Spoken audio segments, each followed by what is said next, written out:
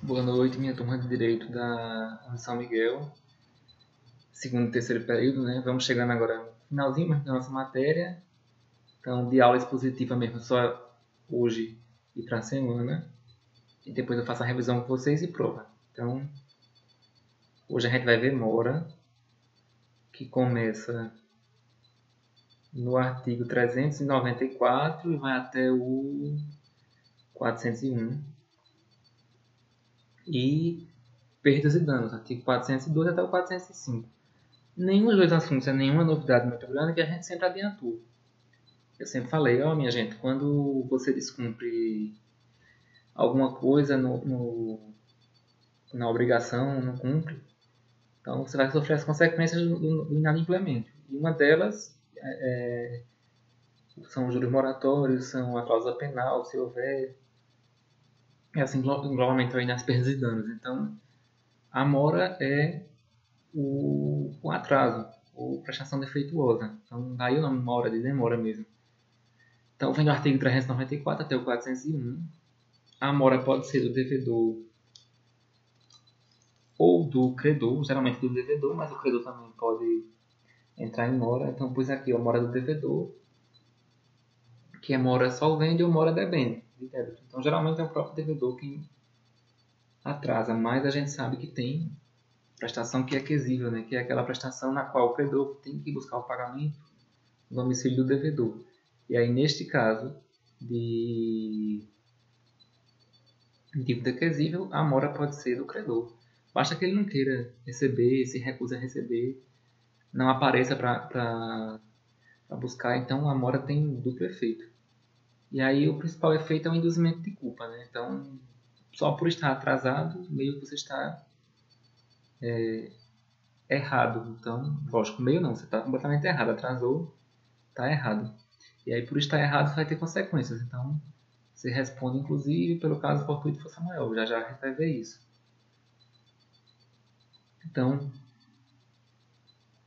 a mora pode ser caracterizada quando você não paga ou não observa alguma circunstância do pagamento. Então, prazo, ou não paga no vencimento, né? Ou paga menos, paga material diferente, não observa o direito de escolha do credor na obrigação da coisa incerta, se assim ficou estipulado no contrato de ser para ele.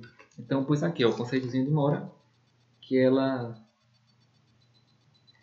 ocorre quando você não paga no dia certo, paga sem observar as circunstâncias. E aí, quais são os requisitos para a mora? Aí eu pus aqui, a letra está feia porque esse quadro também é pequeno e a letra já é feia mesmo. Então, requisitos para a mora. Então, exigibilidade imediata da prestação, então a dívida tem que estar vencida, tem que ser líquida e exigível. Então, ela tem que estar no diazinho de pagar, você já sabe quanto é o montante do pagamento ou o tipo de prestação que é. Se estava sujeito à condição, então condição suspensiva, aquele se, evento futuro incerto. Então, se já houve o implemento da condição, então é essencial que ocorra a condição para que você possa exigir, né, cobrar a dívida.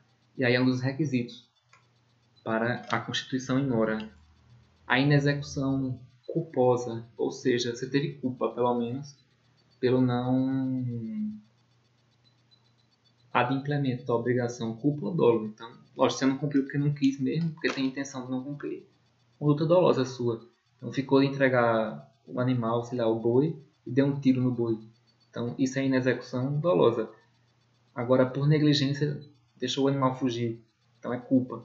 Então, mas havendo inexecução culposa dolosa, e a constituição em mora, que pode acontecer de duas formas, ou seja, quando é que vai se iniciar as consequências da mora? No termo, lembra que a gente estudou também nos elementos acidentais o termo é aquela data, né? Termo inicial, termo final. Então, chegou o dia do pagamento da dívida, automaticamente se constitui a mora, porque chegou o termo.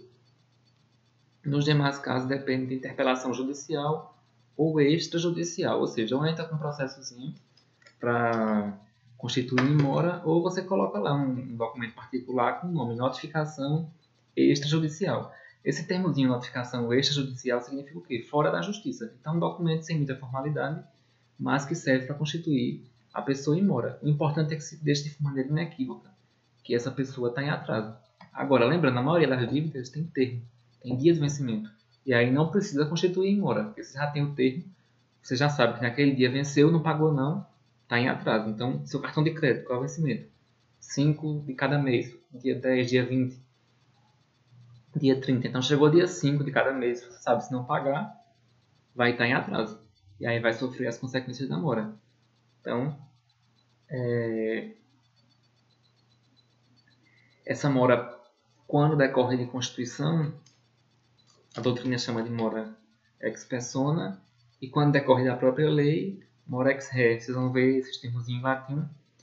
A mora ex re decorre da lei e a mora ex persona decorre da interpelação judicial. Certo? Aí temos duas súmulas que são importantes para vocês estudarem também, do STJ, a súmula 43 e a súmula 54. Já eu, quando terminar os artigos, eu pego essas duas súmulas aí para vocês. Então é importante para complementar o estudo de vocês. E quais são os efeitos, as consequências de se constituir alguém em mora. Então, efeito. A primeira delas, incidência da cláusula penal. O que é cláusula penal? A multa contratual. Se você tiver estipulado, começou a mora, vai ter que pagar a cláusula penal. Responsabilidade por perdas e danos. O que é perdas e danos? Dano emergente, lucro cessante, já falamos muito disso também. E agravação da responsabilidade pela impossibilidade de restituição, que vem lá no artigo 399, vamos ver também daqui a pouco. Então, são os efeitos da mora. Eu vou deixar aqui o quadro inteiro, tentar focar ele aqui. E aí vocês podem tirar foto e copiar. Mas tem tudo também no livro, enfim, o código é bem autodidata nesse sentido. Então, para você, lendo o código, ter um bom entendimento do conteúdo. Bora começar os estudos dos artigos e ver aí o caso de mora.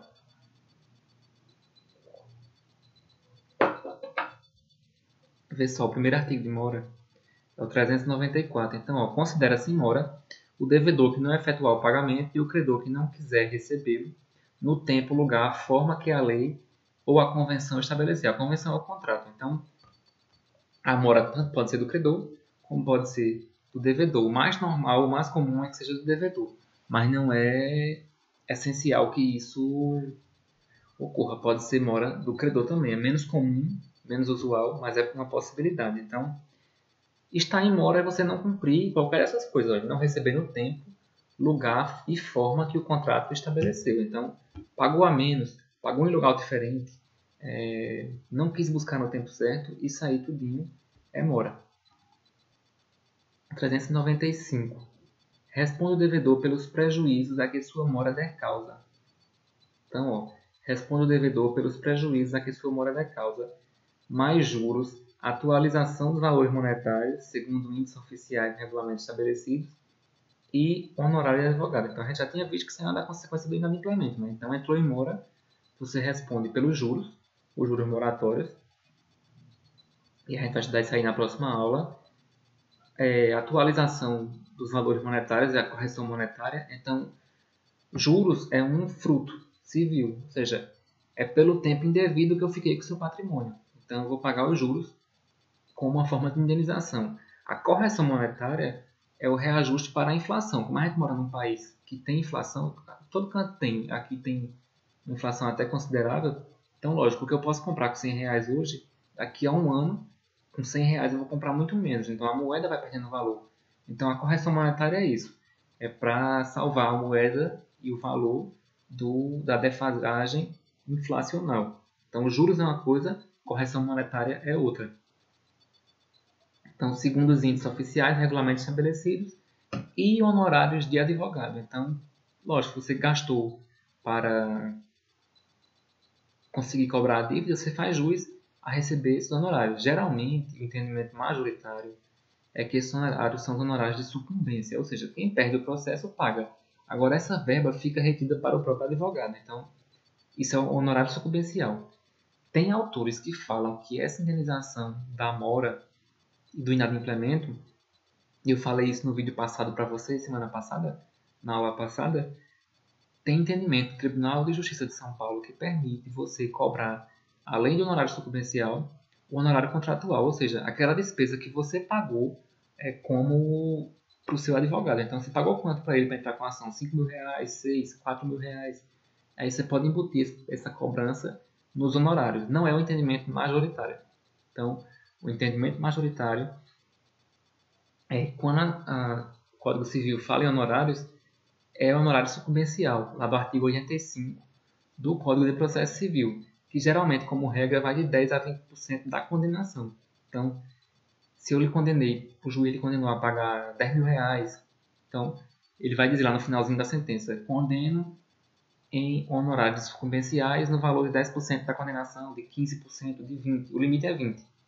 E aí você vai fazer o cálculozinho, mas essa verba daí é para o seu advogado, esse é honorário de sucumbência, é um direito que ele tem, caracterizando uma obrigação, um direito alimentar dele, inclusive, e ele mesmo pode resgatar este valor. Vocês vão estudar isso aí em processo civil. Agora, tem entendimento minoritário e super estrito que fala que, além desses honorários legais do artigo 85 do CPC, que vão diretamente para o seu advogado, você pode cobrar da outra parte o que gastou com o seu advogado. Então, você pagou contratualmente para ele R$ 5.000, esses R$ 5.000 você poderia cobrar, mas não é um entendimento majoritário, mas para quem está advogando, não custa nada pedir. Se o juiz aceitar e assim deferir, você pode até usar essa jurisprudência do Tribunal de São Paulo para forçar aí seu pedido, mas a tendência é que isso não passe. Então, quando o código fala aqui em honorário sucumbencial, é honorário de sucumbência do artigo 85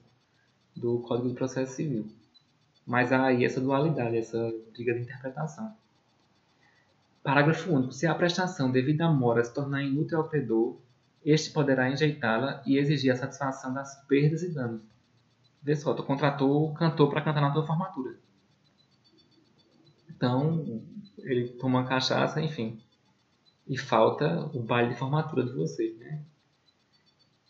Tem mais interesse em fazer esse show no dia seguinte? Não. Então, a prestação se torna impossível. Então, você pode enjeitá-la e exigir satisfação em perdas e danos. Do mesmo jeito, e alugar um carro para, sei lá, alugar um barco para fazer uma festa de aniversário e, enfim, a empresa não entregou o barco no dia da festa. Acabou-se. Não tem mais sentido fazer aniversário no outro dia. Então, em algumas situações, a prestação se torna impossível. E aí, nesse caso, resta solver a indenização em perdas e danos. Agora, lembre-se, se houver mora, de qualquer forma, você pode alegar o prejuízo e cobrar, além do bem, a indenização por perdas e danos. A gente já viu isso aí no comecinho do semestre. Então, por exemplo, ainda é interessante para mim receber o pagamento. Então, você atrasou 5, 10 dias o pagamento, a prestação, mas ainda tem interesse em receber. Só que eu posso ter tido algum prejuízo com esse seu atraso. Então, só pelo fato de estar em mora, eu posso lhe cobrar esses efeitos da mora. Então, mesmo que eu vá receber a prestação, mesmo que eu não enjeite a prestação, como fala aqui o parágrafo único do 395. 396. Não havendo fato ou omissão imputável ao devedor, não incorre este em mora. Ou seja, se decorrer o caso fortuito da força maior, como regra, você não está em mora. Então, você ia fazer o pagamento pessoalmente na cidade vizinha. E aí veio o Covid-16 e bloqueou a estrada. Você não tem como ir na cidade vizinha porque a estrada está fechada. Então, com isso aí, você não entra em mora. Você deve procurar outra forma de fazer o pagamento. Mas você não responde pela mora se não teve pelo menos culpa. 397. O inadimplemento da obrigação positiva e líquida no seu termo constitui de pleno direito em mora ao devedor. Parágrafo único. Não havendo termo, a mora se constitui mediante interpelação judicial ou extrajudicial.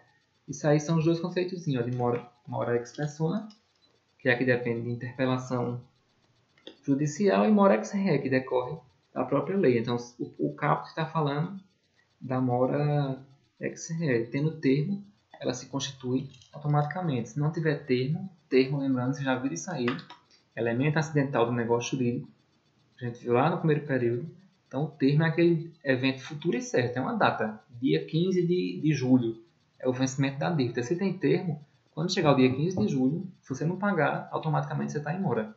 Se não tem termo, é o que fala o 397. Se não tem termo, você tem que interpelar a pessoa judicialmente ou extrajudicialmente. Judicialmente, por intermédio de um processo. Extrajudicialmente, cartório de protesto, uma notificação extrajudicial, qualquer forma serve.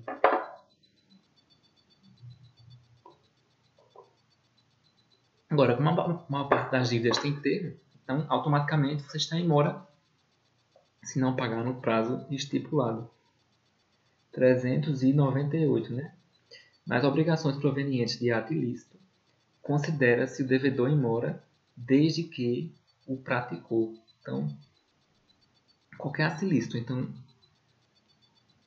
cometeu um ilícito civil, um ilícito penal, desde o dia do cometimento do ato, vai começar a correr os efeitos da mora, mesmo que você só venha ganhar o processo lá na frente.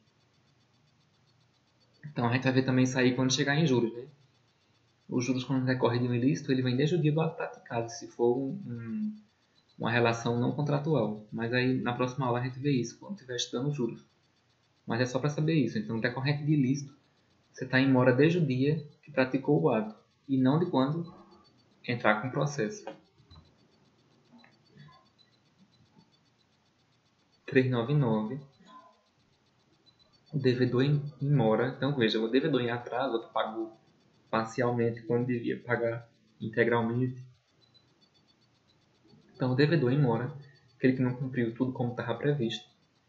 Então, responde pela impossibilidade da prestação, embora essa impossibilidade resulte do caso fortuito ou força maior. Se estes ocorreram durante o atraso, salvo se provar a isenção da culpa, ou que o dano sobreviria ainda que a prestação fosse oportunamente desempenhada. Vê só, então, a mora induz culpa. E aí você responde, mesmo que ocorra caso fortuito ou força maior, salvo se você provar que o dano aconteceria de qualquer forma. Então, por exemplo, foi até uma questão da minha primeira prova, né?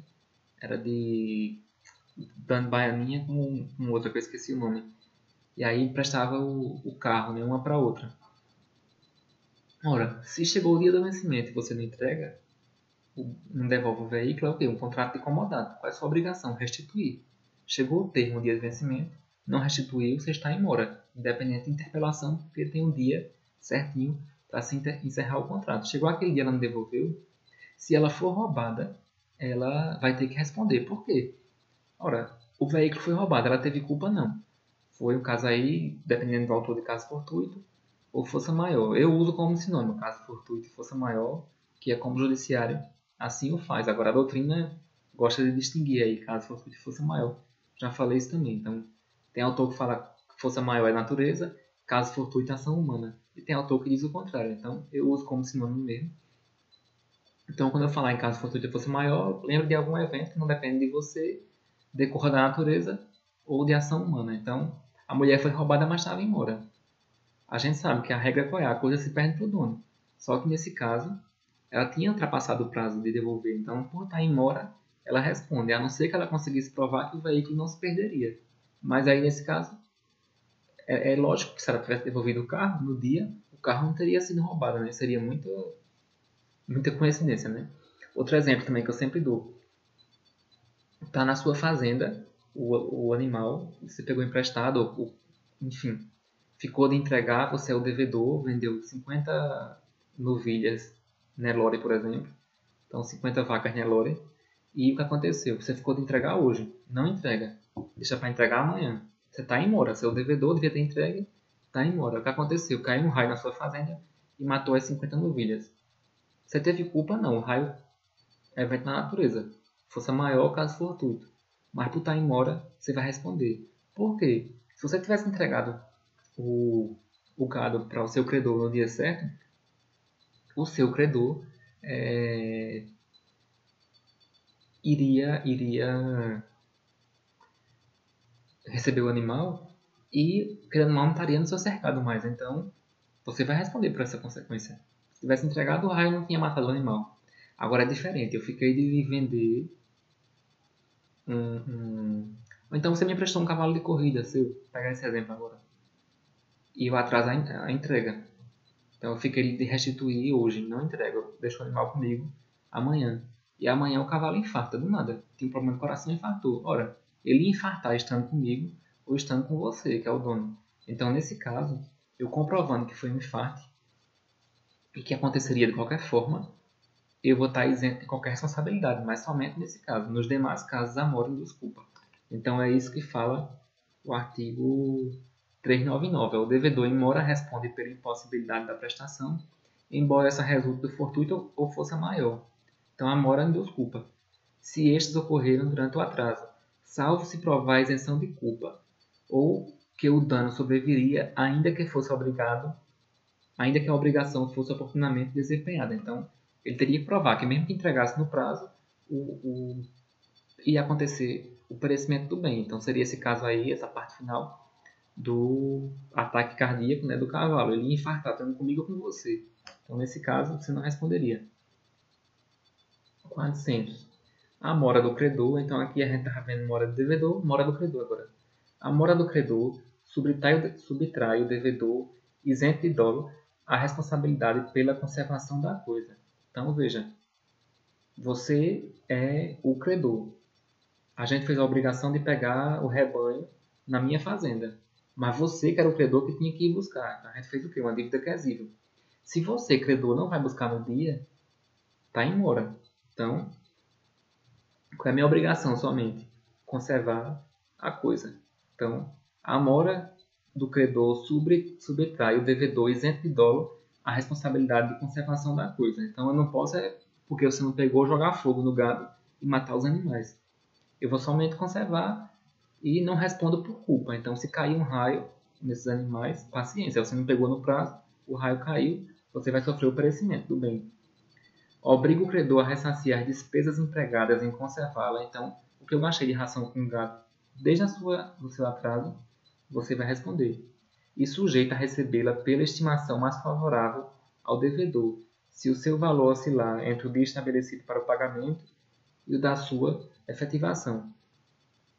Então, se o montante for aferível em dinheiro e houver oscilação aí, a gente atrelou, por exemplo, ao dólar e o dólar mudou de um dia para o outro, eu posso pagar no mais favorável. Então, por exemplo, se ontem o dólar estava mais barato, você estava em mora, e hoje o dólar pipoca e vai ficar mais caro para mim, eu posso escolher pagar pelo valor de ontem. Então, é isso que ele está dizendo. A mora do credor lhe induz esse defeito aí. Então, lhe induz essa culpa. Então, ó, só retomando, artigo 400, a mora do credor subtrai o devedor isento de dolo a responsabilidade pela conservação da coisa. Então, o credor não foi buscar no dia certo, o devedor deve conservar a coisa, não é para ele jogar fora, não. Conserva. Ele só vai responder por qualquer perecimento se ele tiver dolo, ou seja, se ele quis destruir o bem. Mais outra coisa, o devedor não responde porque chegou o prazo e o credor não foi buscar. Aí obriga o credor a ressarcir as despesas empregadas em conservá-la. Então ele vai pagar o valor para ter deixado aquele gado, o carro na minha garagem, o que seja.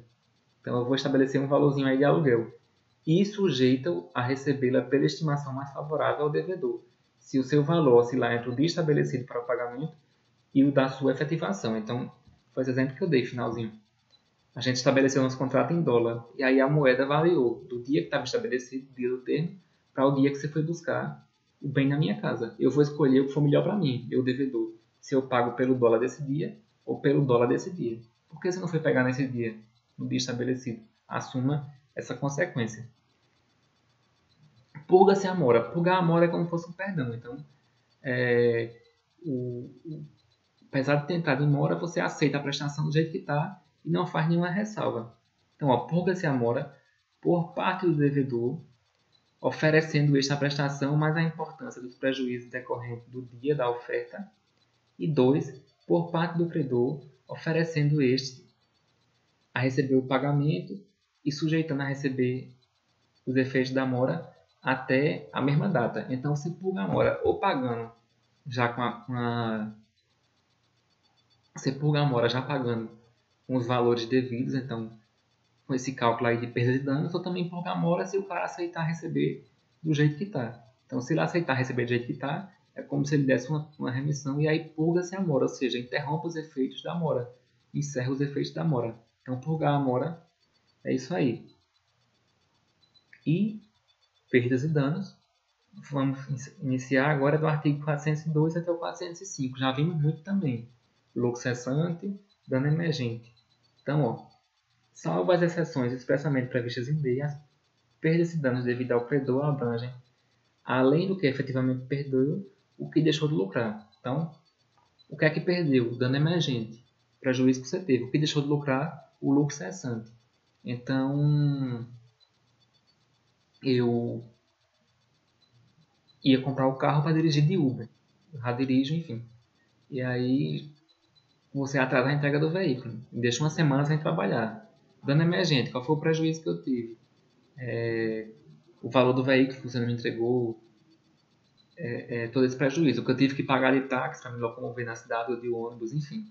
Isso é o dano emergente. O lucro cessante é que eu deixei de lucrar. Eu ia fazer corrida de Uber com esse carro. Então, faz uma média de quanto eu ia aferir aí de Uber naquele dia, andando aí em Recife. Isso aí é o lucro cessante, o que eu deixei de lucrar. Eu ia comprar uma carga de bebida para vender numa festa. E aí você só me entregou a metade. Eu não consegui vender o resto na festa porque faltou mercadoria. Quer dizer, o pessoal consumiu tudo e ainda ficou atrás de mercadoria e não conseguiu comprar. Faz um cálculo aí pericial para ver realmente o prejuízo que eu tive, que eu deixei de lucrar. E com isso, você vai me indenizar pelo prejuízo que eu tive e mais pelo que eu deixei de lucrar. Agora, lembrando que no Brasil não existe a punitive damage, que é a indenização punitiva. Então, a punição aqui não tem caráter pedagógico, somente no dano moral. Então, no dano moral que a gente faz esse arbitramento com uma intenção também punitiva e pedagógica. O dano material, não. O dano material no Brasil é restrito ao prejuízo que você teve e ao que você deixou de lucrar, só. Então, não tem como ter aquelas indenizações milionárias do direito americano. Então, no direito americano é muito comum isso aí, você ficar rico com indenização. E aí tem gente que fica cavando indenização até nos Estados Unidos, quanto mais fosse aqui no Brasil. O pessoal ia ficar caindo em shopping de propósito, em supermercado, para tentar ganhar indenização alta. Aqui é somente o prejuízo que você teve. Então, escorregou no seu mercado, não teve nada, não quebrou nada, passou só aquela vergonha, no máximo que você vai ganhar é o dano moral. Escorregou no seu mercado, quebrou seu relógio, que bateu no chão. O piso estava molhado sem aviso. Quanto é que foi o prejuízo que você teve? O relógio. Então, o seu mercado vai lhe indenizar pelo relógio. Então, é somente o prejuízo que você teve e o que deixou de lucrar. 403. Ainda que a execução resulte de dolo do devedor, as perdas e danos só incluem os prejuízos e os lucros cessantes por efeito do direito imediato, sem prejuízo disposto na lei processual. Então, mesmo que seja o descumprimento decorrente de uma conduta dolosa da outra parte, a indenização aqui no Brasil só é essa: dano emergente e lucro cessante. A indenização por perdas e danos, né? Lembrando que tem juros, tem correção monetária, tem tudo mais. Honorário advocatício, mas em relação a perdas e danos é somente dano emergente e lucro cessante. 404. As perdas e danos nas obrigações de pagamento em dinheiro serão pagas com atualização monetária, segundo índices oficiais, regulamento estabelecido, abrangendo juros, custas e honorários advocatícios, sem prejuízo da pena convencional. Então, aqui o código faz uma pequena confusão, porque isso aqui, na verdade, é a indenização como um todo. Então, a indenização abrange perdas e danos, como a gente tinha visto na aula passada, mas perdas e danos é espécie do inadimplemento. Então, o código aqui ele não foi muito técnico, não, mas enfim, ele quer dizer o quê? Que a inadimplemento lhe assegura a indenização por perdas e danos, por juros, custas processuais, então quanto é que você gastou no processo, e o honorário do advogado, sem prejuízo da pena convencional, que é a famosa cláusula penal que a gente vai ver na próxima aula. Então isso aí é a consequência do inadimplemento, do descumprimento. Então paga-se tudo isso aí. Agora esse artigo aqui está mal redigido porque colocou isso aqui como sendo... Ele se confundiu, na verdade era para falar de inadimplemento e não perdas e danos. Então perdas e danos é apenas um pedaço do inadimplemento das obrigações.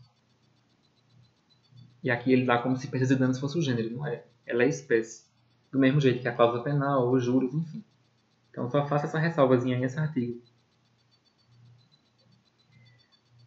Provado que os juros de mora não cobrem prejuízo e não havendo pena convencional, pode o juiz conceder ao credor indenização suplementar. Então, se provar que os juros de mora não são suficientes para cobrir o prejuízo que se teve, e se não tiver cláusula penal, o juiz pode dar uma indenizaçãozinha aí a mais. 405. Contam-se os juros de mora desde a citação inicial. A citação é o ato de chamar a pessoa para o processo. Vocês vão estudar isso semestre que vem em processo civil. Então, é o ato pelo qual você chama o réu para se defender no processo, para ele integrar o processo. Não só se defender, porque ele pode acusar também, ele pode tentar reconvir. Enfim, isso aí vocês vão estudar melhor em processo civil, mas citação é isso. É quando o cara vai ser chamado para integrar o processo. Então, o primeiro ato de chamar a outra parte ao processo. Isso aí é a citação e os juros de mora começam a contar da citação, de acordo com o artigo 405. Isso aí para obrigações contratuais. Se a obrigação for não contratual, os juros não contam da citação. Eles contam do dia do evento. Então, como a gente já tinha visto ainda há pouco no outro artigo lá em cima, eu já tinha comentado. E na próxima aula, quando a gente entrar em juros, eu faço novamente essa ressalva. Então, uma coisa é a relação contratual, que é o que a gente está estudando agora. Outra coisa é a relação extracontratual. Então, você foi atropelado por um ônibus. Então, você não tinha relação de contrato com aquele ônibus porque você não entrou no ônibus, você não era passageiro do ônibus. Então, os juros de mora, nesse caso, é extracontratual, porque não tinha um contrato seu com a empresa de ônibus. Então, a consequência é que os juros começam a contar desse ato, do atropelamento. Agora, você era passageiro do ônibus e o ônibus virou. Então, você tinha uma relação contratual com a empresa. Contrato de quê? De transporte. A empresa se obrigou a lhe entregar são e salvo no local destinado. E não fez isso. Então, nesse caso, os juros de mora vão seguir essa regrinha do artigo 405. Contam-se os juros de mora desde a citação inicial. Quando você entrar com a ação contra a empresa de ônibus, é que vai começar a correr os juros de mora. Então é isso aí, pessoal. Para a semana, a gente vê juros legais, que é do artigo 406 e 407. Vê cláusula penal, que é o 408 até o 416. E vê arras ou sinal, que é aquele sinal que a gente dá para fechar algum negócio, que é do artigo 460 até o 420 e encerra nossa ementa, graças a Deus. E estamos chegando aí na última aula para a semana. E foi bom estar com vocês. Qualquer dúvida, já sabem, é só me procurar. Boa noite, bons estudos e vamos em frente.